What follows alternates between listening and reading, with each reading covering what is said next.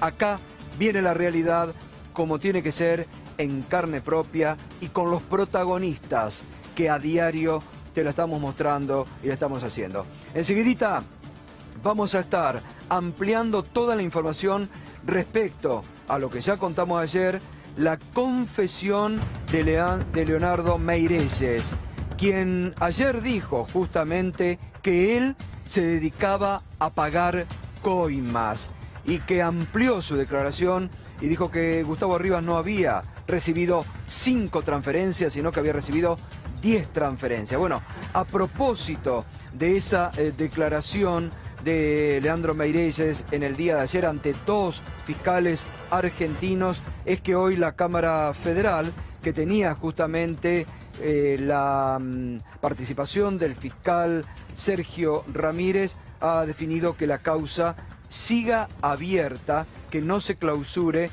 y va a ser justamente ahora el fiscal Sergio Ramírez el que va a impulsar la investigación contra Gustavo Arribas. Y como se lo comentábamos recién a Víctor Hugo, enseguida te vamos a presentar la historia de Mariana D., la hija del represor Echecolatz, pero que se cambió hace un año el nombre y el apellido, justamente porque repudia todo lo que su padre ha realizado durante la pasada dictadura militar.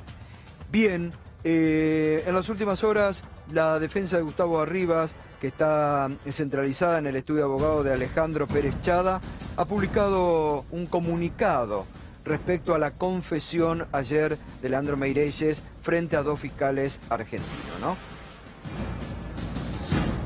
Indica que es mentira que todos los pagos que realizó Leonardo Meirelles fueran coimas. Es sintomático lo que dice. Es mentira que todos los pagos que realizó Leonardo Meirelles fueran coimas. Arribas admitió una operación por la venta de muebles existentes en una propiedad en San Pablo por $70.500 estadounidenses. Es por eso que sostenemos que miente y no todos los pagos fueron coimas, como admitiendo que hay otros pagos. Y sí, mientras lo que negaron, ahora admiten. Bueno, esa es parte del comunicado. Y justamente hoy, esta mañana en Radio 10, estuvimos hablando con el abogado de Leonardo Meirelles, que se llama Haroldo Natter, y que amplió la información que Meirelles dio ayer a la justicia argentina. Essa audiência, o Leonardo Meirelles foi ouvido e lhe foram feitas algumas perguntas. Entre essas perguntas, foi questionado a ele se efetivamente ele teria feito transferências a Gustavo Arribas. E ele confirmou a realização de cerca de 10 transferências, num valor equivalente a $850 mil aproximadamente, a mando de Alberto Youssef. ¿Y esto en calidad de coimas?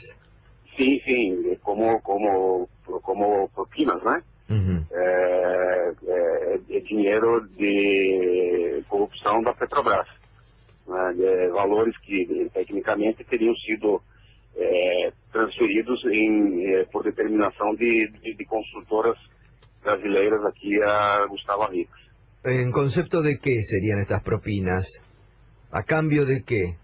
Provavelmente troca de favores de natureza política, a facilitação eventual de algum serviço que Gustavo Arribas ou quem ele representa estivessem prestando a OAS. Claro, porque se habla mucho que podría estar relacionado a una obra acá muy importante de la que participa Odebrecht, del soterramiento del Sarmiento. Odebrecht, exactamente. Provavelmente. Bueno, clarísimo, ¿no? El abogado del coimero, porque él mismo lo dice, yo pagué coimas, dijo Leandro Meirelles, ¿no? Y muy claro su abogado en la explicación que daba recién a cambio de favores y de qué favores habría Gustavo Arribas recibido esta plata. 10 transferencias, recordemos que ayer dijo, por valor de $850.000. Y reitero esto porque es muy importante, la Cámara Federal en la jornada de hoy, que le da participación al fiscal Sergio Ramírez, porque, a ver, hay que entender esto como central. Después del sobreseimiento que Canicova Corral, que recordemos, cuando estalla esto, Canicova Corral estaba, ¿se acuerdan?, de feria judicial, cuando estalla todo este escándalo. Canicova Corral estaba de feria judicial. En el medio de la feria lo consultan y dice, bueno, vamos a ver, es un poco difícil de probar. Es como que el juez empezó con pocas ganas de investigar esto. Y después ni siquiera pidió el testimonio Canicova Corral de Leandro Meirelles, como bien hicieron el fiscal Delgado y el fiscal Rodríguez por otras causas. 7 horas declaró ayer Meirelles por otras causas, pero obviamente el fiscal Delgado y el fiscal Ramírez le preguntaron por lo de arriba. Y ahí es donde se despachó. Sí, en la apelación que hace al sobreseimiento anticipado, apresurado de Canicova Corral, el fiscal Federico Delgado dice, miren ustedes a la República postrada ante alguien que le ofrece declarar y que no le toma esta justicia de declaración. Es un grito de pedido de auxilio prácticamente. Pero que realmente es increíble que el juez no haya convocado a Meirelles, no haya dicho, bueno, vamos a ver en algún momento, que haya cerrado rápidamente la investigación. Ni siquiera pidió los exhortos para que las cuentas suizas del Banco Suizo respondiera si existían o no existían esas operaciones, ni siquiera eso. Y en la defensa de Rivas, que es bastante endeble, por cierto, este comunicado que sacaron hoy, hay algo que es increíble, porque apelan como al sentido común, que en derecho el sentido común es algo que no hay que apelar demasiado. Cuando dicen, ¿cómo puede ser que este señor que dice haber hecho miles y miles de coimas se acuerda solamente la de arriba?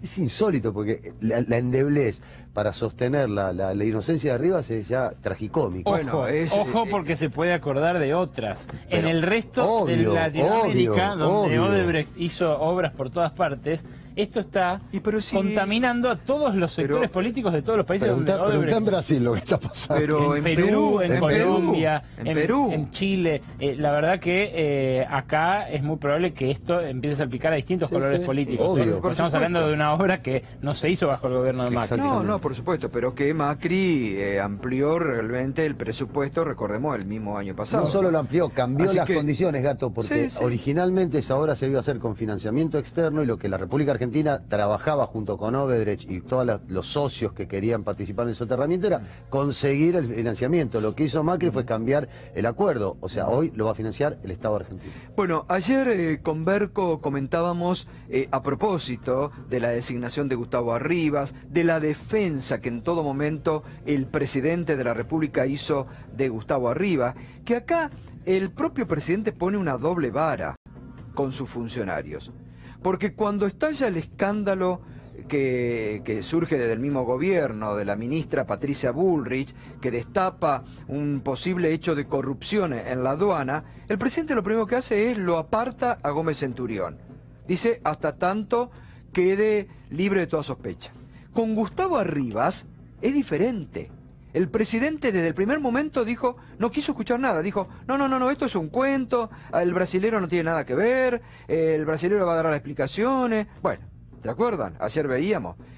¿Por qué esto? Ayer lo contábamos con Berco, que ha salido recientemente un libro de la señora Laura Di Marco, que intercambia, digamos, muchas cosas. Algunos periodistas macristas han aprovechado este libro para decir qué dura que fue la vida de Macri, que de joven, tener que lidiar con el padre, con la madre dura. Bueno, muchos lo están utilizando a favor de Macri. Pero el presidente, en ese libro, se sincera de una forma que en algunos tramos realmente llama mucho la atención. Y le pregunta la señora Laura Di Marco por Gustavo Arribas cómo llega a la función. Le pregunta, ¿cuál fue el motivo de la selección de Arribas al frente de la AFI? ¿La confianza? Responde Mauricio Macri, sí, es eso. Yo pensé, de todos mis amigos, ¿cuál era el más vivo, el más desconfiado? el más acostumbrado a esta cosa de las trampas. Lo mandó bajo un Justo tren, ¿no? uno que había hecho una buena posición económica en el fútbol, que arrancó de una posición humilde en la vida. Y tal vez, te aseguro, sea uno de los mejores nombramientos que he hecho. El presidente hablando de cómo lo seleccionó a Gustavo Arribas, porque era uno de los que más sabía de las trampas. Hablando del soterramiento del Sarmiento, lo mandó bajo un tren, ¿no? Porque no hay mucho más para agregar. No. Hoy, ayer también conocíamos que finalmente Graciela Ocaña, que ha pasado de distintos partidos políticos, estaba muy cerca, obviamente, de Cambiemos en todo este último año y desde el Vamos, ¿no? En el partido de Lustó, pero ahí es donde el problema justamente lo tiene Lustó, ¿no? Que se confunden si son Cambiemos o si son ECO o si son oposición. Bueno, Graciela Ocaña terminó de pasar ayer oficialmente al partido Cambiemos, al partido de Macri, y hoy, sobre el tema Rivas, dijo lo siguiente. Primero, ¿le parece que esta denuncia como tal ameritaría el apartamiento de Rivas? Bueno, yo por un lado, usted sabe que yo lo denuncié a Rivas en su momento, ante el doctor Martín de Giorgi, causa que entiendo sigue abierta para el caso de Rivas, que tiene la denuncia original de Odebrecht que yo hice hace más de un año y medio.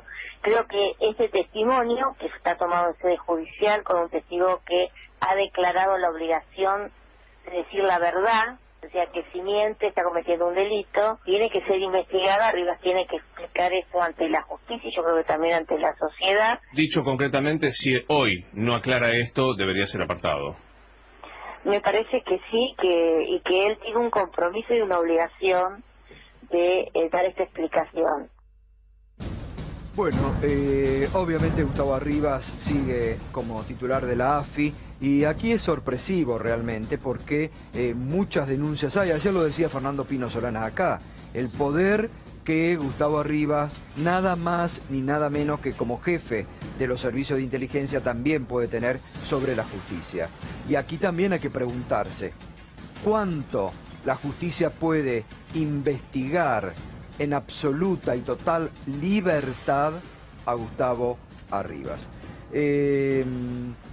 Está Carlos Raimundi esta noche y está también Natalia Bolosín, que es abogada especialista en lavado, además del vicegobernador de la provincia de Santa Cruz, Pablo González, que enseguida vamos a estar hablando con él como qué es lo que está pasando en las relaciones que están y las reuniones que han mantenido por la crisis económica en la provincia de Santa Cruz. Pero lo veía a Carlos Raimundi recién cuando estábamos leyendo que se reía un poco, ¿no? Con la experiencia política que tenés.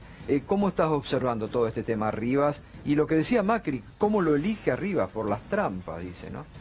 Vos sabés una cosa, Gustavo, que se me ocurría no abordar. Yo no tengo demasiado para agregar en términos de conocimiento específico de este proceso, más de todo lo que ya se ha dicho.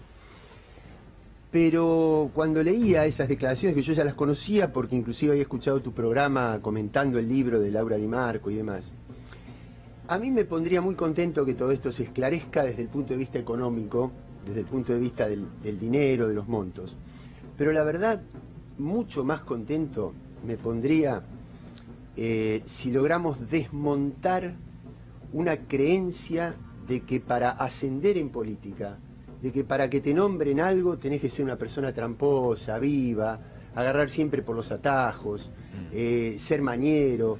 La verdad, detrás de todo esto hay, desde luego que hay una consecuencia económica.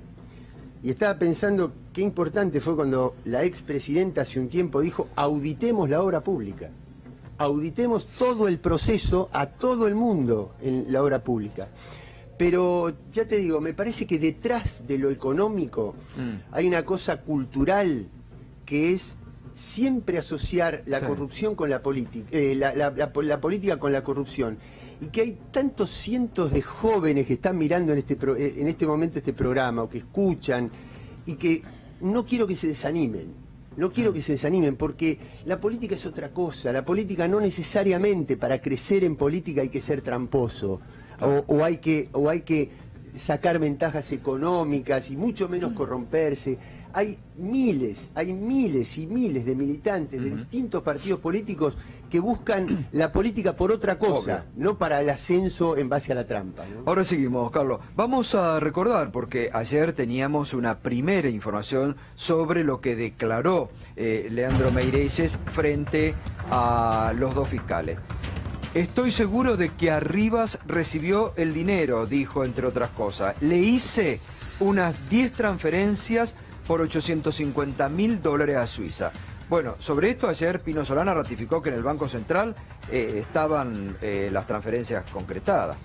Me daban unos papelitos chiquitos con el número de cuenta, la empresa y la persona a la que había que pagar. El dinero salía de una cuenta bancaria que yo manejaba en Hong Kong a través de una empresa fachada llamada Import Export Limited, y en el caso de Gustavo Arribas lo enviaba a una cuenta en el banco Credit Suisse. Bueno, esto confirma ayer Meirelles todo lo que en su momento había denunciado el colega Hugo Alconadamun en el diario La Nación, ¿no? Que además se hizo esta triangulación en una cuenta fachada, dice él, porque después explicó que esta cuenta fachada en realidad era una cuenta que era la que manejaba todas las coimas, ¿no? La tenían para eso. Así que realmente más claro que lo que está explicando, y tiene un material ahí con pruebas concretas la justicia argentina para seguir investigando. Hoy el diputado nacional Rodolfo Tailade, que fue uno de los denunciantes de Gustavo Arribas, dijo lo siguiente. Acá Gustavo Arribas es un peón, digamos, en este tablero. La verdadera relación es entre el presidente Macri y Odebrecht, una relación que se da desde por lo menos 2006, que es cuando conforman la unión de empresas con la cual un año después se presentan en la licitación del soterramiento de Sarmiento.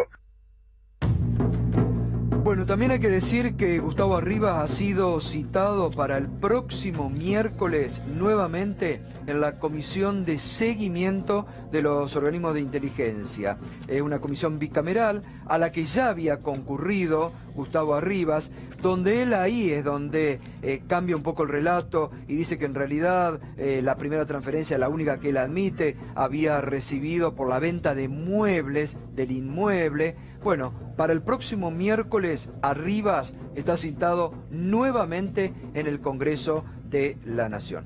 Natalia Bolosín, y cuando vos sos una especialista en el tema lavado, ¿no? Pero cuando vos ves esto, que estas triangulaciones, que la cuenta fachada, que la giraban aquí y después se hacía otra transferencia, ¿a qué te huele? Bueno, a lo mismo a lo que digamos, a lo que le olió al fiscal en su momento y a lo que le sigue oliendo al fiscal Delgado y al fiscal de la PIA, al fiscal Rodríguez. Evidentemente, si hay una persona que se ha arrepentido en Brasil, que recordemos está condenado, no es que es un señor que apareció hace 3 días con unos papelitos gritando cosas sin sentido, sino que es una persona que ha sido condenada por coimero en Brasil, por manejar dinero de origen ilícito y moverlo a través de cuentas fachada. En este caso, además, la cuenta que él confirma que utilizaron, una cuenta de una empresa fantasma en Hong Kong que se utilizaba exclusivamente para hacer pagos ilícitos, no se usaba para otra cosa. Esto es lo que él manifestó, según lo dijo Hugo Alconadamun en su momento, y ahora lo ha ratificado. Y estos depósitos se hacen en una cuenta en el Credit Suisse en Suiza. Digamos, evidentemente acá podría haber un hecho ilícito y por eso es que se inició una investigación. De hecho, se inició no solo por la denuncia de Hugo, sino por una denuncia formal que en su momento hizo la diputada Carrió. Lo insólito acá, y esto es lo que me parece que hay que destacar, es que la testimonial se produce en otra causa, no en la causa de Arribas, con posterioridad a un sobreseimiento confirmado por la Cámara y motivado primero en un sobreseimiento intempestivo de un juez que decide no investigar a pesar de que el fiscal le está gritando, como acá decían hace un rato, le está rogando prácticamente que le produzca medidas de prueba básicas, que en cualquier causa en la que se sospecha lavado de origen ilícito, sea de corrupción o de otra cosa, se toman algunas medidas básicas, digamos, enviar un exhorto al banco del Credit Suisse. Al juez le alcanzó con que Arribas trajera un mail de su oficial de cuentas del Credit Suisse diciendo que solo había llegado una operación, se conformó con eso. Ahí lo que había que hacer claramente era pedir un exhorto. Ni siquiera se decidió a tomarle testimonial a Meirelles, digamos, el fiscal y el fiscal Rodríguez también tuvieron que hacer prácticamente malabares para lograr, después de tanto tiempo, que quien había dicho lo que Hugo Alconadamón dijo que había dicho, lo dijera de manera oficial ante la justicia. Esto es insólito. Sí, tampoco te olvides del fiscal Moldes, ¿no?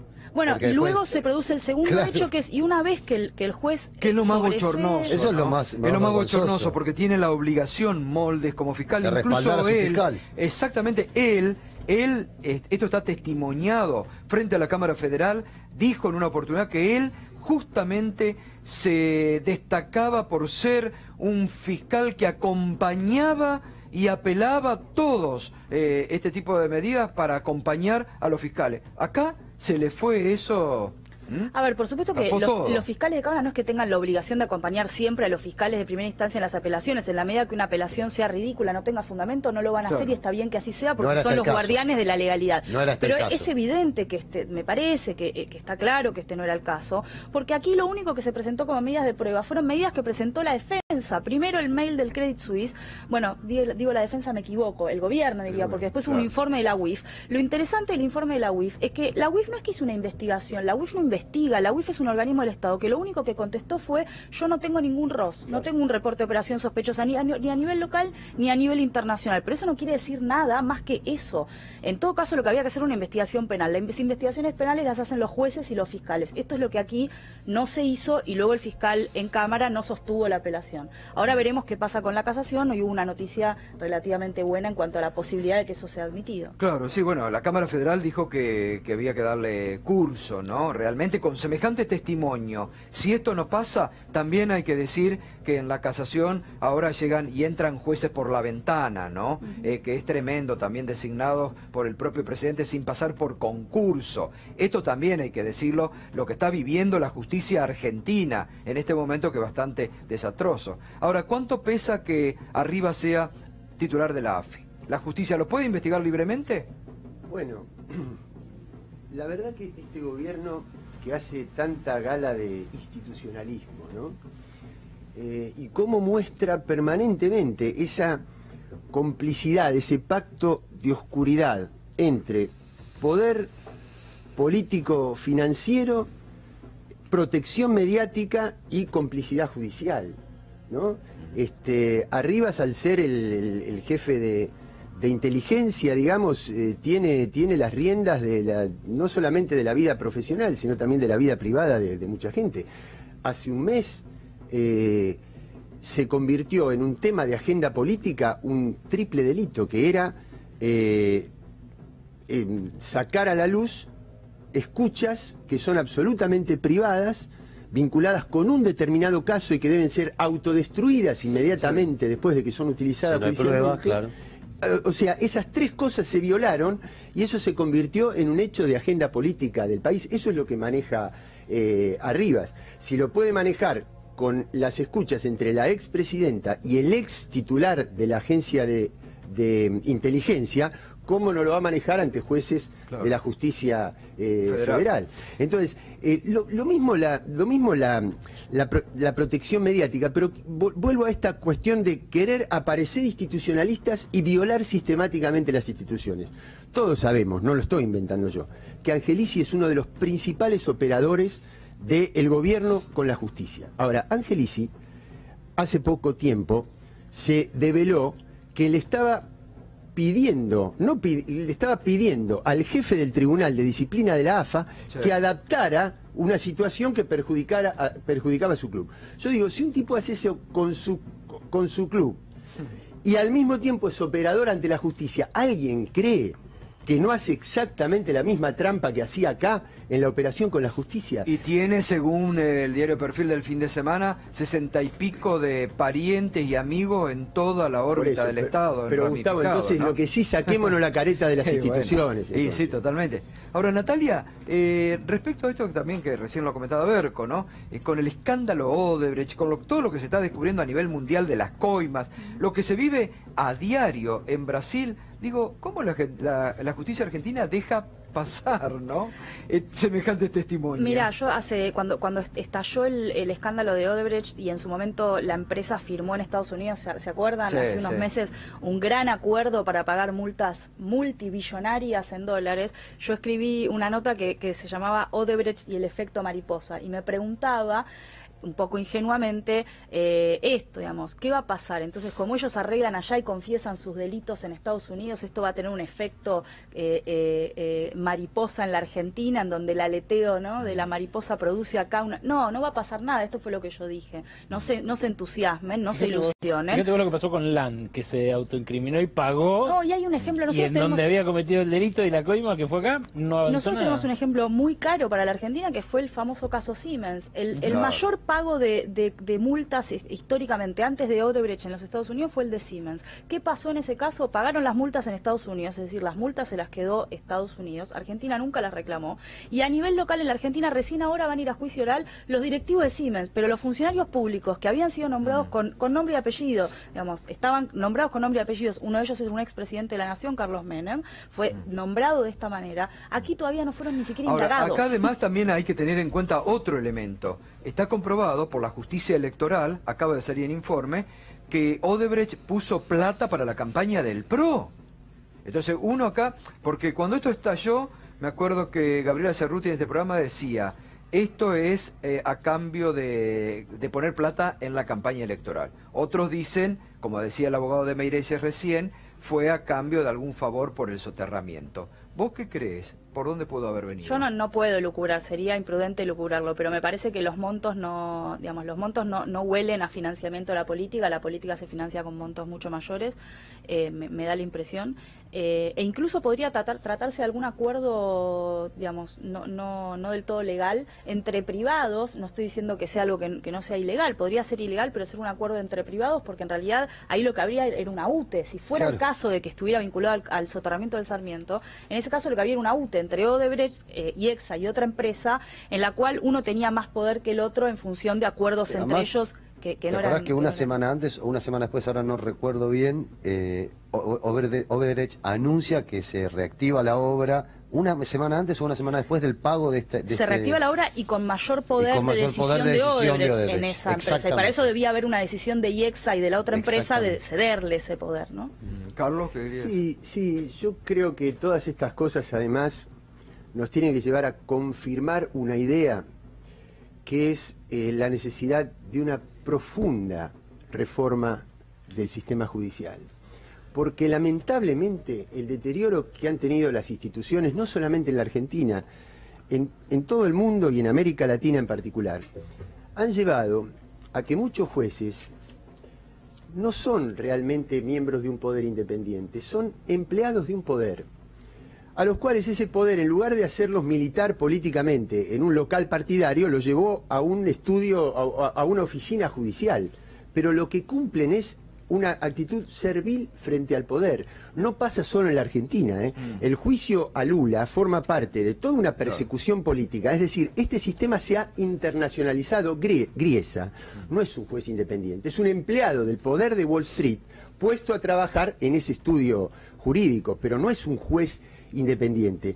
Entonces me parece que hay que volver a trabajar. Es muy interesante lo que decía ahí respecto a lo de Lula, porque hay mucha de similitud con el caso argentino. Pero claro. Porque yo ayer estaba leyendo toda la declaración de Lula y las preguntas que el juez le hacía a Lula, y donde Lula en un momento le dice, bueno, a ver, señor juez, tráigame un papel, una prueba que indique o que pruebe que el departamento que usted dice que yo recibí de coima existió. Porque usted lo único que dice es, se dice ahí, se comenta allá, y así, no nos olvidemos que acá en la Argentina, el presidente Macri dijo respecto a Milagro Sala, que como a la gran mayoría le parecía que había cometido delito, estaba bien que Milagro Sala esté preso. Entonces, la justicia argentina, que tiene esta doble vara, ¿no? Porque tienen la prueba de Meirelles y dejan... No, mira, pero además y en otros casos que no tienen las pruebas, procesan o meten a fondo pero además preso. Se le deslizan siempre lo que realmente piensan y lo que realmente representan. Cuando se produjo el escándalo del correo, tapado completamente, yo no me quiero imaginar si una cifra así, con un hijo o con un padre, se hubiera hecho por algún funcionario de alto nivel del anterior gobierno. Lo que hubiera sido. No, bueno, si el anterior gobierno, si algún funcionario del anterior gobierno ha tenido una cuenta en Bahamas. Una cuenta en el exterior. Absolutamente. Bueno, pero acá, cuando se produce eso y no lo pueden tapar, ¿qué es lo que dice Macri? Le ordené a la justicia que vuelva a marcha atrás y que vuelva a foja cero. Sí, se les escapa ese control. Y pero quiero aclarar una cosa, además, Gustavo, porque puede haber gente que esté escuchando y diga, no, pero ustedes eran iguales. Mire, momentito, vamos a las cosas concretas. Si hubo una ley en la cual el gobierno anterior depositó toda la expectativa para la democratización de la cultura y de la comunicación en este país, fue la ley de medios. Y la justicia falló en contra y el gobierno lo respetó. La compra del predio por precio vil de la sociedad rural, cuando el gobierno lo expropia a la sociedad rural y la justicia anuló esa decisión y el gobierno la acató. Pero además, la propia reforma judicial que hizo el gobierno, y por acordada de la Corte se declaró inconstitucional esa reforma, y el gobierno la acató. Quiere decir que no había control sobre la justicia. La justicia actuaba en cosas fundamentales y el gobierno las respetaba. Y sin embargo, estos son los institucionalistas y nosotros éramos los que violábamos las instituciones. Ahora continuamos, que está muy interesante la charla y profundizar en esto.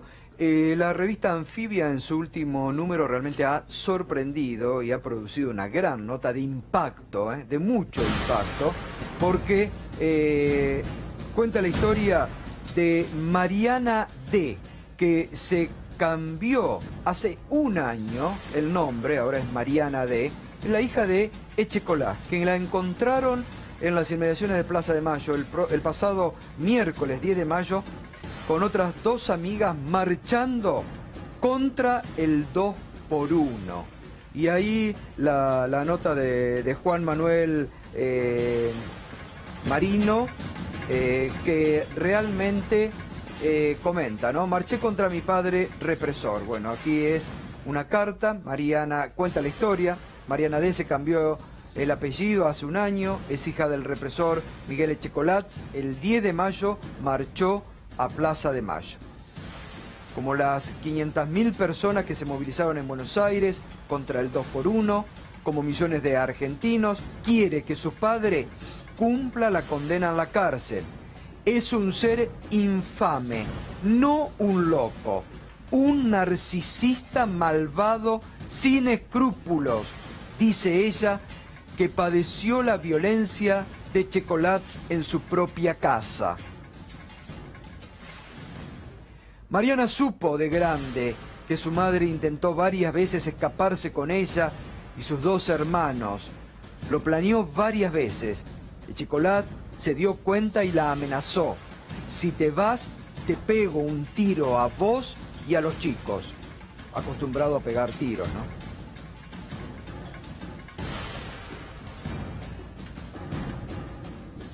Marché contra mi padre represor, es el título de esta carta. Mariana D., bueno, ya lo dijimos esto. Bueno, realmente es una historia impactante realmente, porque ahí mezcla, le pregunta al periodista, el colega, ¿nunca fue afectuoso con ustedes? No, Echecolás hizo todo lo que un padre no hace. Era un ser invisible que usaba la violencia y no se le podía decir nada. ¿Para vos tu padre era un monstruo? ¿Lo viviste así? Su sola presencia infundía terror. Al monstruo lo conocimos desde chicos. No es que fue un papá dulce y luego se convirtió. ¿Cuándo escuchaste por primera vez lo que había hecho tu padre? De joven, responde Mariana D. De joven. Fue muy difícil porque vivíamos en una burbuja, sometidos y desinformados. Aparentábamos lo que no éramos. Las personas que nos rodeaban decían, qué capo es tu viejo, ¿eh? No había quienes digan, mirá a este hijo de puta lo que hizo. Una vez que escuché un testimonio en un juicio, ya no me hizo falta nada más. Marché contra mi padre genocida. Impactante realmente, ¿eh? Que un hijo diga semejantes barbaridades, que no era un loco, que si no era un narcisista inescrupuloso que dedicado a matar, y que esto diga la hija de su padre, lo está pintando de cuerpo entero a este genocida, ladero de Camps, uno de los mayores genocidas en los centros clandestinos de detención de la dictadura en la provincia de Buenos Aires, que esta corte quiere dejar en libertad con el beneficio del 2x1. El mérito de Juan Manuel Manarino, el colega. ¿Cómo? El mérito, digo, de Juan Manuel Manarino. Sí, excelente. El colega de Anfibia. La chica, la hija de Checolás, que se cambió el apellido, pidió no aparecer en los medios. O sea, fue la condición. Sí, ya digo que con esto, Carlos, vos que sos de La Plata y que sí, ¿cómo te estaba acordándome de una cosa. Este tipo monstruo entre los monstruos, porque un tipo que sin conciencia de la realidad de que lo circunda, su poder, su omnipotencia ante todo, sin ningún contexto donde los demás tuvieran alguna acción que hacer. Y recuerdo, o sea, esto me hace recordar a cuando Echecolatz, en uno de los juicios contra él, se acerca una de las abuelas, él habiendo sido recientemente condenado, le acababan de leer la condena al tribunal que encabeza el juez Rosanqui, yo estaba presente en el tribunal en ese momento, y abre la mano y le muestra un papelito a una de las abuelas poniendo con el nombre de Julio Jorge López. Sí, fue tremendo eso. Monstruo. Fue tremendo. Monstruo. Perverso. Porque además, desde la cárcel él orquestó toda la desaparición de Julio Jorge López. Un perverso. Realmente tremendo. Por eso. Entonces cuando uno piensa en Echecolás, en Monbernig, digo, esta gente libre. Ahora, ¿sabes qué pasa, Gustavo? Que no es gratuito eso, ¿eh?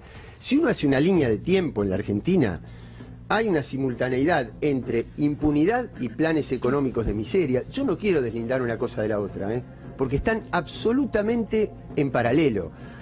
Un plan de miseria, de exclusión, tiene que ir armando una justificación, una legitimación pública de un aparato represivo que va en paralelo de la miseria económica.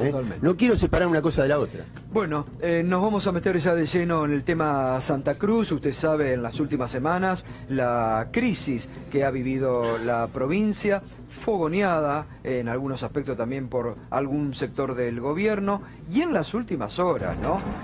Mientras el ministro del Interior del gobierno se reunía con la gobernadora en la Casa de Gobierno buscando una solución a una provincia que, como otras provincias argentinas, está con problemas económicos, con la diferencia que otras reciben dinero del gobierno y en este caso no, el presidente Mauricio Macri hacía esta comparación y decía lo siguiente.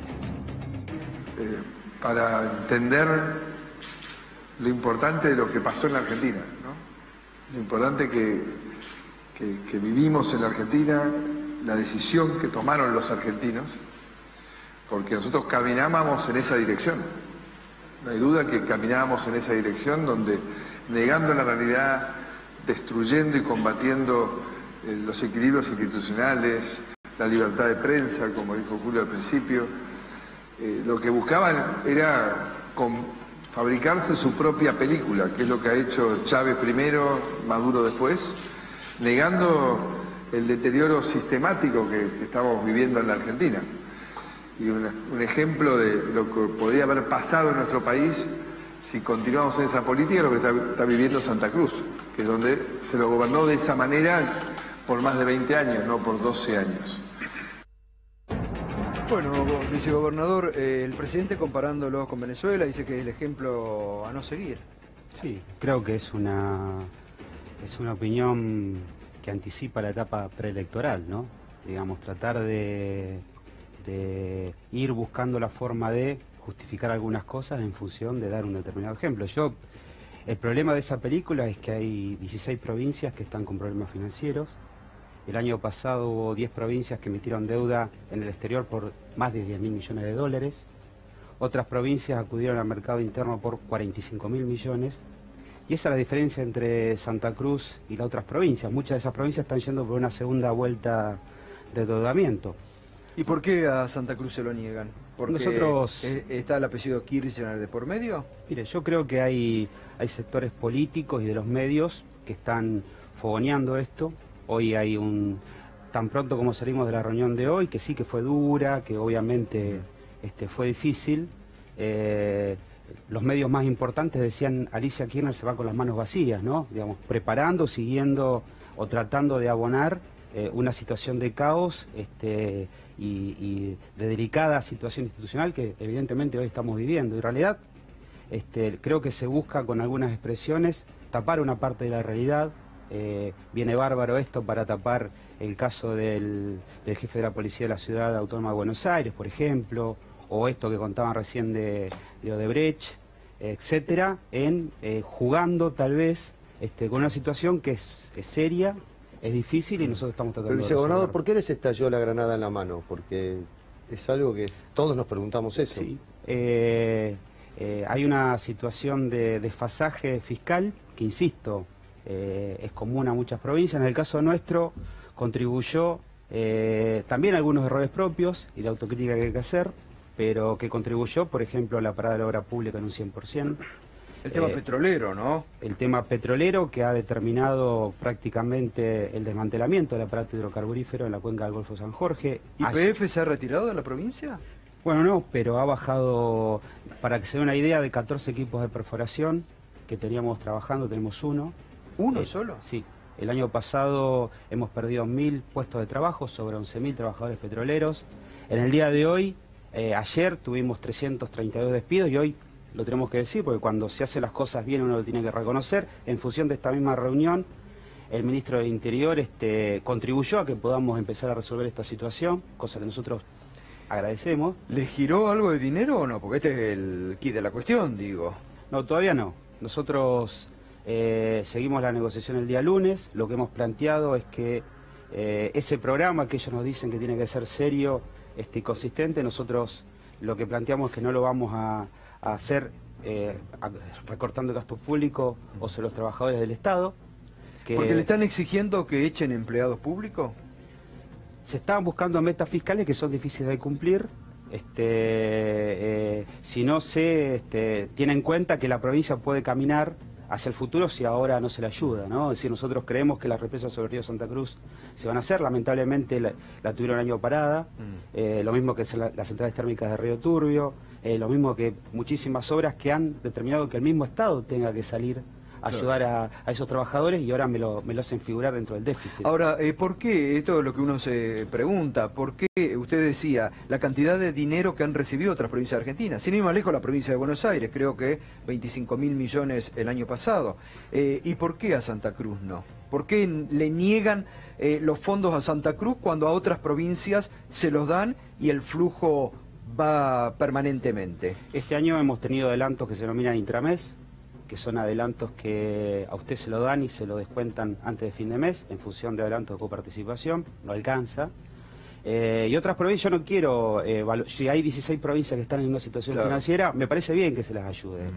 Lo que digo es que se ha politizado demasiado la situación de Santa Cruz, todos los medios han estado en Santa Cruz. Bueno, pero dice gobernador, son los trabajadores también los que están reclamando, digo, hay una situación complicada, digamos. Los trabajadores tienen razón en reclamar, nosotros lo hemos dicho, hemos tenido situaciones muy delicadas donde nosotros de ninguna forma hemos apelado a la represión. La situación más delicada fue el día que se atacó la residencia donde estaba la expresidenta y la gobernadora. ¿Los docentes desde cuándo no cobran? Le estamos debiendo un mes, o sea, este último mes. Y siempre se paga, desde hace unos meses se paga en cuotas, ¿no? Estamos pagando, tratando de pagar de la mejor forma posible a medida que los ingresos de la provincia van entrando y negociando con el Estado Nacional, insisto, la forma de ¿Hay un plan B, además de negociar con el Estado Nacional? Porque evidentemente no les ha resultado demasiado hasta ahora. El acceso a los mercados también. Nosotros, si esa es la solución, digamos, no nos parece, pero bueno, si se nos sugiere que también tomemos deuda en los mercados, lo podemos hacer. Lo han hecho, insisto, 10 provincias provincias que se han puesto de ejemplo, como la de Mendoza. El año pasado tomó 500 millones de dólares. Y tomó también sí, también el pedido de deuda de ustedes no debería ser tan grande como otras provincias, ¿no? Sí, para paliar Ahora, el déficit. yo me pregunto algo, porque leo, ¿no? No le giraron, porque hoy decían justamente, creo que el diario Clarín, que le habían girado 400 millones de pesos. Son adelantos intrames. Pero se giran y se descuentan durante el mismo mes. En esto que comentan los medios, que le pide el ministro Frigerio a la gobernadora o a ustedes, al gobierno de Santa Cruz, que achiquen la planta de empleados, y también ponen como pliego de condiciones la reforma electoral en la provincia. Y uno se pregunta qué tiene que ver el tema administrativo con una reforma electoral que elimina la ley de lemas. ¿Esto se lo han pedido? Se ha sugerido. La ley de lemas... para beneficiar a... Y la ley de lemas es un tema a discutir, pero beneficia únicamente a quien quiere ser candidato a gobernador en el año 2019. Ahora la ley de lemas en esta elección de medio término obviamente no se utiliza, así que, digamos, me parece que se están dando muchas cuestiones que buscan, además de la utilización política que se hace, que la política de la oposición nuestra en Santa Cruz utilice esto, digamos, de cuanto peor mejor, para el candidato a senador, que es Eduardo Costa, que es el diputado nacional más influyente dentro del gobierno nacional. Usted recién dijo de... perdón, no, quería que me estaba pidiendo. Mira, Gustavo, yo trato de ser, de no ser una persona alarmista y de analizar seriamente la política, ¿no? Pero cuando recién lo escuchaba a Macri, pensaba que tenemos que tomar conciencia de la estructura de poder que hay enfrente de los procesos populares. Y es ahí donde asocio algunas cosas que pasan en Venezuela con algunas provocaciones para la desestabilización que se están empezando a ver en la Argentina. Es decir, que hay problemas sociales. Yo no quiero tener una visión romántica de Venezuela. Ahora, creer que los problemas de Venezuela, la CIA y el Departamento de Estado no tienen nada que ver en todo ese proceso de desestabilización que está sufriendo Caracas, o creer que el tema de Santa Cruz no está magnificado por provocadores profesionales y por represores también para poder crear un clima de desestabilización, me parece que sería una ingenuidad, porque si no, uno asociaría directamente problemas sociales o problemas salariales con desestabilización y con provocación. Y no es así. En la provincia de Buenos Aires, si hay una provincia donde ha habido protestas sociales de cientos, de miles, de docentes, fue la provincia de Buenos Aires. Sin embargo, al contrario, la protección mediática pone a la gobernadora como Heidi y a los docentes como los salvajes. Y acá en Santa Cruz se pretende hacer lo contrario. No, hay problemas sociales, pongámoslos en el casillero de los problemas sociales. Lo otro es provocación armada para desestabilizar a una provincia que es muy simbólica para el kirchnerismo. Ahora, el diputado Costa, ¿hizo alguna gestión él como diputado nacional? Porque además de querer él ser el próximo candidato, también en el medio hay un montón de gente que él quiere representar. ¿Él ha hecho alguna búsqueda de auxilio financiero o se dedicó únicamente a criticarlos a ustedes? Se dedicó a criticarnos a nosotros y hubo alguna gestión, la verdad que no se ha visto ningún resultado. Nosotros lo que decimos es que entendemos que la gente esté reclamando por sus necesidades, la gente tiene que cobrar su sueldo, son argentinos, el artículo 5 de la Constitución obliga al Estado Nacional a asistir a las provincias, respetamos obviamente los reclamos.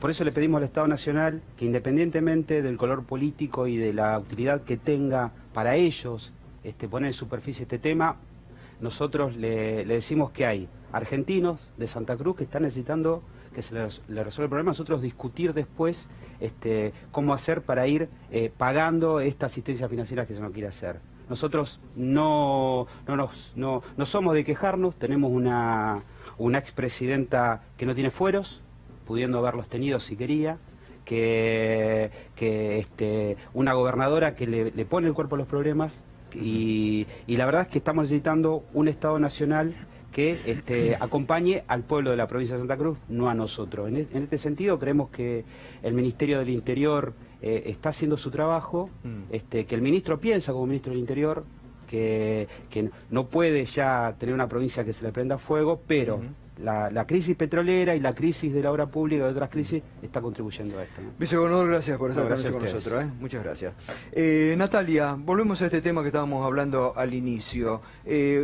¿Vos creés que la justicia tiene todos los elementos ahora para avanzar y tratar de clarificar? Me parece que ahora además 2 fiscales ayer, ¿no? Me parece que esta declaración se les mete por la ventana, como suele ocurrir. En la Argentina las causas penales, federales, vinculadas a potenciales hechos de corrupción, suelen ocurrir, suelen operar de esta manera. Las pruebas se meten por la ventana. Digo, los bolsos de López aparecieron de la misma manera, por la ventana, le aparecen a los jueces muchas veces, de manera tal que ya no pueden hacerse los distraídos. Esperemos que con la concesión del recurso de casación que hoy otorgó la Cámara Federal, la Cámara de Casación efectivamente declara admisible el recurso, y a mí me da la impresión de que debiera esperarse que venga un revocamiento de ese sobreseimiento y la orden al juez o a otro juez, porque probablemente si eso ocurriera, tal vez ese no siga siendo el juez de la causa, o a otro juez que efectivamente comience la investigación, dictar una falta de mérito, porque tampoco parece que haya elementos para procesarlo, no hay elementos para procesarlo y no hay elementos para sobreseerlo. Claro, porque acá llamó la atención, porque a veces cuando la justicia no tiene elementos de prueba, pero hay sospecha, le da una falta de mérito para seguir. Pero en realidad acá lo es insólito, este no era un momento ni siquiera para una falta de mérito, era un momento para investigar, era un momento para producirle al fiscal las pruebas que el fiscal estaba pidiendo. No se hizo, se sobreseyó de manera intempestiva, bueno, eventualmente vendrá una falta de mérito, y si no, habrá que esperar. Si esto no ocurre, entonces estaremos como en el caso de la causa Skanska, en la cual el mismo fiscal de la Cámara Federal fue el que decidió no apelar en su momento una decisión que era adversa a los intereses del Estado, y después de varios años, con la cosa juzgada írrita, recuerdan, el año pasado, la causa finalmente vuelve a abrirse. Si no, habrá que esperar, tal vez con un cambio de gobierno, como son los vientos en la justicia normalmente, esto pueda cambiar. Ayer Carrió dijo, Carlos, que había hablado con el presidente y que como forma parte del acuerdo... ¿Tenemos el audio? A ver, vamos a escucharla. De acuerdo a esa declaración, habría más transferencias, con lo cual hay que seguir investigando. No soy yo la que lo digo, yo hablé ayer con el presidente de la República y los dos estamos totalmente de acuerdo en que la investigación debe avanzarse hasta el final. No es el presidente quien quiera trabar esta investigación. Esto lo puedo decir porque yo inmediatamente que tomé nota, hablé con Alconada, hablé con Marcos Peña, hablé con el presidente y volví a hablar con Alconada. Bueno. Gustavo, me excuso. Yo casi te diría, irónicamente, por prescripción médica, trato de analizar desde un nivel de racionalidad para arriba. Desde un nivel de locura para abajo no analizo nada. ¿Qué sería la...? Carrió. A Carrió. Todo lo que viene de Carrió yo humildemente lo mando a spam. Y sinceramente lo que sí me preocupa es que haya gente que todavía crea que puede elaborar algún juicio razonable, digamos, algún juicio coherente. Ahora, sí. Estamos hablando de una persona que decía que los chicos tenían armas, que los dirigentes rurales no tenían que venir a Buenos Aires porque iban a tener una emboscada. Y entonces digo, no, ya está. Para mí, basta para mí, Carrió. Si me permitís una apreciación sobre esto. La primera es que Elisa Carrió es denunciante en esta causa. La denuncia penal se inició primero por una denuncia periodística de Hugo Conadamón y luego por una denuncia penal que hace la propia diputada Carrió. Esto me parece lo positivo. Y lo negativo es lo obvio, lo voy a decir yo si no lo dice Raimundi, porque es lo que pienso. Digamos, esto es como esta cosa insólita que a veces tiene la diputada Carrió de ponerse en garante de la verdad frente a la sociedad, cuando lo que la sociedad está necesitando es el funcionamiento de las instituciones, no de las personas. Es decir, el funcionamiento de la Oficina Anticorrupción, el funcionamiento de la UIF, el funcionamiento de la propia AFI, porque es impensado, si el presidente efectivamente quiere que esto avance, lo que tiene que hacer es poner arriba a un costado y dejar... Claro, por eso yo, antes de escuchar el audio, ayer ella, la primera declaración que hace, dijo, bueno, tenemos un acuerdo con el presidente. Y llamó la atención, ¿no? Uno dice, ¿qué acuerdo? Dijo... que se va a investigar. Pero hoy fue un poco más allá. El Estado de Derecho lo que requiere es el funcionamiento de las instituciones, no los acuerdos entre las Además, personas. hoy fue un poco más allá. Dijo, el presidente no tiene ningún interés en entorpecer esta investigación. Ergo, la podría entorpecer. O sea, si tuviera interés, la podría entorpecer. Hay algo ahí relevante que tiene que ver también con el manejo de los fondos de la AFI, ¿no? Quería recordar esto, que ahora son reservados nuevamente y se cree. Nadie sabe para dónde va. Exacto. Que son fondos reservados. Ayer se quejó Pino Solanas de esto. Sí. Bueno, pausa y ya volvemos.